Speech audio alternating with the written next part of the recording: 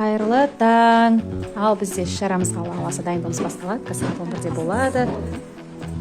Қазір біз грим жасайтын боламыз Әсел әпкеге, фионушкамызға. Күн өтеді, жаныма өзіңді аңсадым. Күн өтеді, өзіңді аңсаудан шаршадым.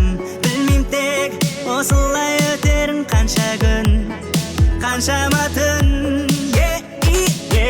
Жаным, көздерің сәбидей, жаным, сөздерің әдеби, жаным, қылығың табиғи, мінез мәдени.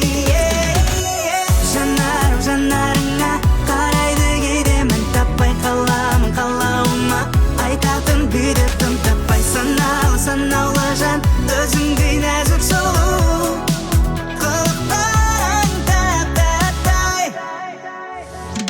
жаныма өзіме қарап сәндендім мен, оу, шашымды көп әрлеп әтілді жағам кеп, киіміме жүрісіме де мән бердім мен, оу, сен көріп қалар де, көрсе-ақ болар де.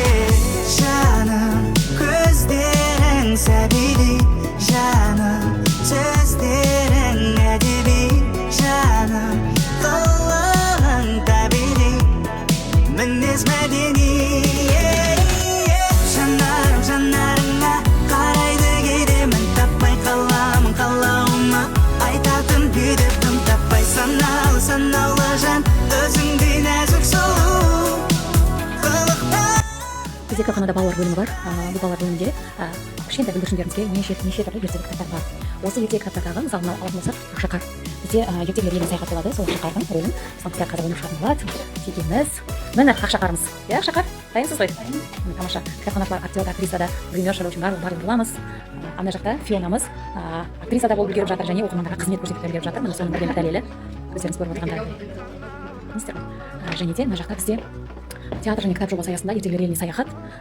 Мынау оқырмандарымызды кітапханаға тарту мақсатында осындай кітап көрмесін жасап, кішкентай білді оқырмандарымызға және де осы кітаптардың ішіндегі ертегі кейіпкерлерін күн мына жерде ойнап шығатын боламыз. Барлықтарыңызды күтеміз. Келіңіздер кітапханаға, кітап оқудан шаршамай, білімдеріңізді шыңдап жүре беріңіздер демекпіз.